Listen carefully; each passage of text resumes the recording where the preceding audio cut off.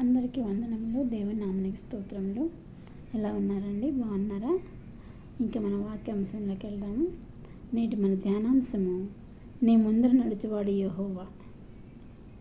నీ ముందర నడుచువాడు యెహోవా. ద్వితీయోపదేశకాండము 31వ అధ్యాయము 8వ వచనము. నీ ముందర నడుచువాడు యెహోవా, ఆయన నీకు తోడయుండును, ఆయన నిన్ను విడువడు, నిన్ను ఎడబాయడు, భయపడకము, విస్మయం పొందకము. ఇది ఈరోజు దేవుడు మనతో మాట్లాడుతున్న వాక్యము. ఈ ఒక్క వాక్యంలో మనకి ఎన్ని వాగ్దానాలు ఉన్నాయంటే 4 వాగ్దానాలు ఉన్నాయి. 1, నీ ముందర నడుచువాడు యెహోవా. ఎవరు మన ముందర నడుస్తుంది? యెహోవా. మనం ఏ పని చేస్తున్నా మన ముందు నడిచేది యెహోవా. ఆయన నీకు తోడై ఉన్నాడు. ఆయన తోడై ఉంటేనే మనం ఏ పనైనా చేయగలుగుతాం. ఆయన తోడై లేకపోతే మనం ఏ పని చేసినా అది ముందుకి వెళ్ళదు. తర్వాత ఆయన నిన్ను విడువడు, ఎడబాయడు. ఎన్నటికీ విడువడు, ఎడబాయడు. భయపడకము, విస్మయం పొందకము. ఈ 4 భాగములుగా మనము ఈ వాక్యంలో 4 వాగ్దానాలుగా మనం చూసుకోవచ్చు. మొదటి వాగ్దానము, నీ ముందర నడుచువాడు యెహోవా. నాకు కలిగిన భయములన్నింటిలో నుండి ఆయన నిన్ను నడిపించును. భయములన్నింటిలో నుండి ఆయన నిన్ను తప్పించును. భయపడకము, విస్మయం పొందకము అన్నాడు కదా. నాకు కలిగిన భయములన్నింటిలో నుండి విస్మయం తప్పించేవాడు ఆయనే. విశ్వాసంతో నా దేవుడు నన్ను నడిపిస్తాడు అని నమ్మకం ఉండాలి. మనకేం ఉండాలి? ఫస్ట్ నమ్మకం ఉండాలి. విశ్వాసంతో నా దేవుడు నన్ను నడిపిస్తాడు అని నమ్మకం ఉన్నట్లయితే యేసయ్య అంటున్నాడు, నేను నిన్ను నడిపిస్తాను అంటున్నాడు. నీ ముందు నేను నడుస్తాను. మన ముందు యేసయ్య నడుస్తాడు. మంచి మార్గంలో నేను నడిపిస్తాను. ఆయన నడిపింపు మనకు కావాలి. ఆయన మన ముందుండి నడిపిస్తాను అంటున్నాడు. ఆయన నడిపింపు మనకి కావాలి. నడిపిస్తాను అంటున్నప్పుడు నడిపించుకోవాలి కదా. యెహోవా మాత్రం వారిని నడిపించును. అన్ని దేవతలలో చాలా దేవుళ్ళు ఉన్నారు, కానీ ఏ దేవుడు కూడా నడిపించలేడు. మన యేసయ్య మాత్రమే మనల్ని పట్టుకొని నడిపించగలిగిన దేవుడు. నీ ముందర నడుచువాడు యెహోవా. చూడండి, ఎప్పుడైనా మనం చిన్నపిల్లలు ఉన్నారు, కాలేజీలో చేరాలనుకున్నారనుకోండి, తల్లిదండ్రులు, ఫ్రెండ్స్ పలానా కాలేజీ మంచిది అని చెప్తే ఆ కాలేజీలో చేరడం జరిగింది. చేరిన తర్వాత ఏం చెప్తారు? వాళ్ళు చెప్పడం వలన నేను ఏమంత మంచి కాలేజీలో చేరానని వాళ్ళకి థ్యాంక్స్ చెప్తారు కదా. కానీ వాళ్ళ ద్వారా మనము ఆ కాలేజీలో చేరేలాగా వాళ్ళని ప్రేరేపించింది మన తండ్రి అయిన దేవుడు. ఎందుకు? ఆయన మన ముందుండి నడిపిస్తున్నాడు కదా. మన ముందుండి నడిపిస్తున్నాడు కాబట్టి వాళ్ళకి ప్రేరణ కలిగించి వారి ద్వారా మనల్ని ఒక మంచి కాలేజీలో కానీ, మంచి ఉద్యోగంలో కానీ, ఏదైనా సరే ఒకటి మంచి దానిలోకి ప్రవేశించాలంటే దేవుడు వారిని ప్రేరేపించి మనల్ని నడిపిస్తారు. భూమి యొక్క ఉన్నత స్థలములలో నిన్ను ఎక్కించును, ఎత్తైన స్థలముల మీద నిన్ను నిలుపుచున్నాడు.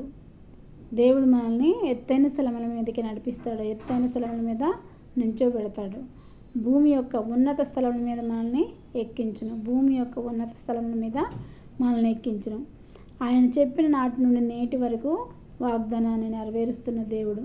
నేను నిన్ను విడువను, ఎడబాయను అని చెప్పిన మాట ప్రకారం మనల్ని విడువను, ఎడబాయకుండా చెప్పిన మాట ప్రకారం చేస్తున్న దేవుడు. మనల్ని ఒక మంచి మార్గంలో ఆయన నడిపిస్తాడు. వేరే వాళ్ళ ప్రేరణ ద్వారా అయినా సరే ఏదో ఒక రకంగా మనల్ని మంచి మార్గంలో, రమ్యమైన మార్గంలోకి నడిపిస్తాడు. మనం ఈ లోకంలో కష్టాల్లో, నష్టాల్లో, బాధల్లో, ఇరుకుల్లో, ఇబ్బందుల్లో, కొండల్లో, లోయల్లో ప్రయాణం చేస్తూ ఉన్నప్పుడు ఆయన మనం ముందుగా నడిచి మన మార్గమును సరళం చేస్తాడు. మనకు ముందుగా నడిచి మన మార్గమును సరళం చేస్తాడు. మనకు ముందుగా నడిచి మన మార్గమును సరళం చేస్తాడు. మన ఇంట్లో ఇక్కడ రెండోది ఏంటి? ఆయన నీకు తోడై ఉండును. ఆయన నీకు తోడై ఉండును. ముందుగా నడిపిస్తాడు అయిపోయింది కదా. ఆయన నీకు తోడై ఉండును. ఆయన నీకు తోడై అంటే యెహోవా. నీ దేవుడైన యెహోవా నీకు తోడై ఉండును కనుక నీకేమీ తక్కువ కాదు. నీ దేవుడైన యెహోవా నీకు తోడుగా ఉంటే ఈ లోకంలో ఏమీ కూడా తక్కువ కాదు.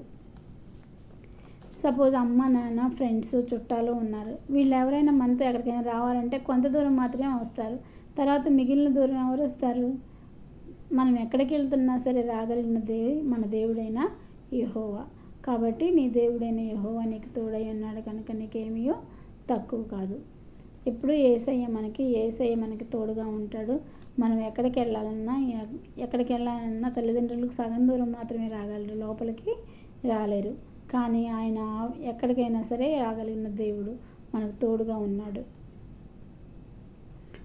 ఆయన మనతో వస్తాడు. కానీ అన్ని ప్రాంతాల్లోకి వచ్చేది మన దేవుడు మాత్రమే. తల్లిదండ్రులు కొంత ప్రాంతం మాత్రమే వస్తారు. తల్లిదండ్రులు కానీ, ఫ్రెండ్స్ కానీ, చుట్టాలు కానీ ఎక్కడికైనా వెళ్ళాలంటే, మనం సపోజ్ ఇంటర్వ్యూకి వెళ్ళాలనుకోండి, అమ్మ, నాన్న, అన్నయ్య, చుట్టాలు ఎవరో ఒకరు మనకు తోడు వస్తారు. కానీ ఇంటర్వ్యూ బోర్డులోకి వెళ్ళేటప్పుడు ఎవరైనా తోడు వస్తారా? మనం ఒక్కళ్ళమే వెళ్ళాలి. కానీ మనతో పాటు మన దేవుడైన యెహోవా మనతో తోడుగా లోపలికి కూడా రాగలిగిన దేవుడు వస్తాడు, నీ తోడుగా ఉంటాడు. ఆయన నీకు తోడుగా ఉన్నాడు. తర్వాత ఆయన నిన్ను విడువడు, ఎడబాయడు. యెహోవా తన ప్రజలను ఎడబాయడు, కావున తన స్వాస్థ్యమైన విడనాడు వాడు కాడు. తన స్వాస్థ్యం అంటే మనం ఆయన స్వాస్థ్యం. గర్భఫలం యెహోవా ఇచ్చే స్వాస్థ్యం కదా, మనము ఆయన యొక్క స్వాస్థ్యము విడనాడు. మనల్ని తన ప్రజలను ఎడబాయడు, ఎన్నటికీ విడువడు, ఎడబాయడు. భయపడకము, విస్మయం అందకము. దేవుని యందు నమ్మిక ఉంచువాడు నేను ఇంకను భయపడను. యెహోవా యందు నమ్మిక ఉంచువారు అన్నిటికీ భయపడరు. నేను దేవుని యందు నమ్మిక ఉంచి ఉన్నాను, నేను భయపడను. భయపడకము, విస్మయం అందకము. ఈ మాటలు ఎవరితో మాట్లాడుతున్నారంటే, మోషే గారు మాట్లాడుతున్నారు యెహోషువతో. నీ ముందర నడుచువాడు యెహోవా, ఆయన నీకు తోడయుండును. నీ దేవుడైన యెహోవా నిన్ను విడువడు, నిన్ను ఎడబాయడు. భయపడకము, విస్మయం అందకము అని ఈ మాటను మాట్లాడుతున్నది ఎవరంటే, మోషే గారు యెహోషువాకి తోడుగా ఉండి చెప్తున్నారు. మోషే గారికి 120 సంవత్సరాలు వచ్చినాయి కనుక తను ఇంకా సైన్యాన్ని నడిపించలేడని యెహోషువాని నడిపించమని చెప్తూ, నువ్వేమీ భయపడకు, దిగులు చెందకు, దేవుడైన యెహోవా నీకు తోడుగా ఉంటాడు, నీకు ముందుగా నడుస్తాడు. నువ్వు వీరిని కానాన్లోకి చేర్పించు, వీరిని కానాన్లో స్థిరపరచు అని మోషే యెహోషువాకి చెప్పిన మాటలు అన్నమాట. ఈ వాగ్దానం మనకు కూడా అన్వయిస్తుంది. మనల్ని ఎప్పటికీ విడువడు, ఎడబాయడు మన దేవుడు. నీ ముందర నడుచువాడు యెహోవా. మనం చేయి ప్రతి పనిలో యెహోవా మన ముందుండి నడిపిస్తాడు. ఇశ్రాయేలును ఐగుప్తు నుండి కానానుకు నడిపించింది మోషే అని వాళ్ళు అనుకున్నారు. కానీ మోషే ద్వారా యెహోవా తండ్రి ఐగుప్తు నుండి కానానుకి ఇశ్రాయేలుని నడిపించారు. ఇశ్రాయేలు ఏమనుకుంటున్నారు? మోషే మమ్మల్ని నడిపించాడు అనుకుంటున్నారు. కాదు, మోషే కాదు నడిపించింది, యెహోవా తండ్రి మోషే ద్వారా నడిపించాడు. కాబట్టి ఇక్కడ కూడా మనకి ఈ లోకంలో మనకు కావలసిన అవసరాలన్నీ కూడా తీర్చేది యేసయ్య. ఎవరో ఒకరి ద్వారా మన అవసరాలను తీరుస్తాడు. ఆయన తీర్చాడు అనుకుంటాం, కానీ ఆయన పలానా వాళ్ళు తీర్చారని చెప్పుకుంటాం. కానీ వాళ్ళు తీర్చేలాగా ప్రేరేపణ చేసేది మన తండ్రి అయిన దేవుడు. కాబట్టి ఆయన మనకు తోడై ఉండి మనకు కావాల్సిన ప్రతి విషయంలోనూ జరిపిస్తాడు. ఐగుప్తులో ఎర్ర సముద్రం దాటడానికి 6 నెలలు అనుగ్రహించాడు యెహోవా తండ్రి. ఆయన ఏదైనా చేయగలిగిన సమర్థుడు. అలాంటి సమర్థుడైన ప్రభువుని మనం దేవుడిగా కలిగి ఉన్న మనము ధన్యులము. ఆయన తనకు స్వాస్థ్యంగా ఏర్పరచుకున్న జనులు ధన్యులు. ఆయనకు తన స్వాస్థ్యంగా ఏర్పరచుకున్న జనులు ధన్యులు. అంటే స్వాస్థ్యం అంటే తన ప్రజలు. యెహోవా దేవుని ఎవరైతే నమ్ముకుంటారో వాళ్ళందరూ ఆయన స్వాస్థ్యమే. ఆయన స్వాస్థ్యంగా ఏర్పరచుకున్న జనులు ధన్యులు. అట్టి ధన్యత మనందరికీ అనుగ్రహించాలని కోరుకుంటూ ఈ చిన్న వాక్యం ముగిస్తున్నాను.